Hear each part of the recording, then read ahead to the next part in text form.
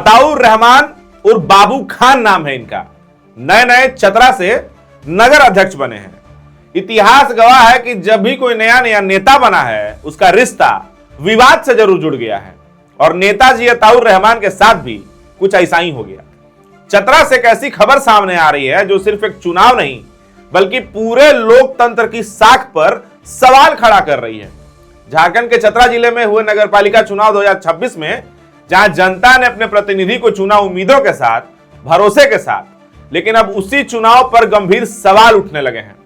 आरोप है कि नगरपालिका अध्यक्ष पद पर निर्वाचित उम्मीदवार अताउर रहमान और बाबू खान ने अपने नामांकन के दौरान महत्वपूर्ण जानकारी को छिपाया, और यह आरोप किसी राजनीतिक मंच से नहीं बल्कि एक आम नागरिक की शिकायत से सामने आया है। शिकायतकर्ता अमन कुमार ने राज्य निर्वाचन आयोग और जिला प्रशासन को दिए गए आवेदन में लिखा है और दावा किया है कि उम्मीदवार के 2 नहीं बल्कि 4 बच्चे हैं। और अब यहां से मामला और गंभीर हो जाता है, क्योंकि झारखंड म्युनिसिपल एक्ट 2011 की अगर आप देखेंगे तो उसके अनुसार अगर 9 फरवरी 2023 के बाद किसी भी उम्मीदवार के 2 या 2 से अधिक बच्चे होते हैं तो वो चुनाव लड़ने के लिए अयोग्य हो जाता है, यानी कि वो चुनाव नहीं लड़ सकता है। यानी कानून साफ है और नियम भी बिल्कुल स्पष्ट है। अब जरा इन दस्तावेजों को देखिए जो खुद उम्मीदवार अताउर रहमान और बाबू खान के द्वारा जमा कराया गया था शपथ पत्र, जिसे कानूनन सत्य और पूरी जानकारी का दस्तावेज माना जाता है। उसमें केवल 2 बच्चों का जिक्र किया गया है, लेकिन जब आप ये सरकारी राशन कार्ड देखेंगे जिसे आमतौर पर परिवार के विवरण का आधार माना जाता है, तो उसमें 3 बच्चों के नाम का जिक्र है। तो अब सवाल सीधा है कि सच आखिर है तो है क्या? या तो शपथ पत्र सच हो सकता है या फिर राशन कार्ड सच हो सकता है। और अगर राशन कार्ड सही है तो क्या शपथ पत्र में जानकारी जानबूझ के छिपाई गई? और ऐसा अगर हुआ तो यह सिर्फ एक गलती नहीं बल्कि गंभीर उल्लंघन है चुनाव आयोग के सारे नियमों का, क्योंकि चुनाव में दिया गया शपथ पत्र सिर्फ एक कागज नहीं होता, जनता के सामने दिया गया विश्वास होता है। और अब सबसे बड़ा सवाल यह है कि क्या इन 3 बच्चों में से कोई भी 9 फरवरी 2013 के बाद पैदा हुआ है? और अगर जवाब हां है तो मामला सीधा सीधा अयोग्यता का बनता है।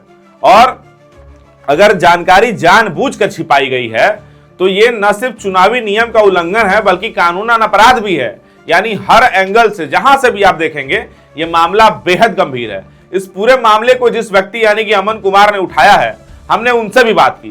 पहले आप सुनिए कि ये बोल क्या रहे हैं। अभी जो नगरपालिका चुनाव चतरा में हुआ, उनमें नगरपालिका चुनाव में जो अध्यक्ष बने अताउर रहमान, उन्होंने शपथ पत्र में गड़बड़ी, गलत शपथ पत्र दिया है। बहुत सारी उनकी गड़बड़ियां हैं। जैसा है कि उनके 4 बच्चे हैं, उन्होंने 2 बच्चों का जिक्र किया है, और राशन कार्ड में उनका 3 बच्चों का जिक्र है। शपथ पत्र में उन्होंने खुद 4थे बच्चों का जिक्र किया।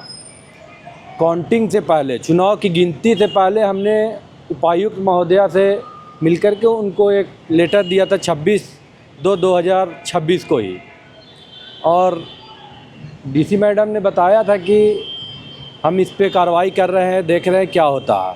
उसके बाद हम लोग 12 मार्च को राज्य निर्वाचन आयोग को हमने लेटर दिया।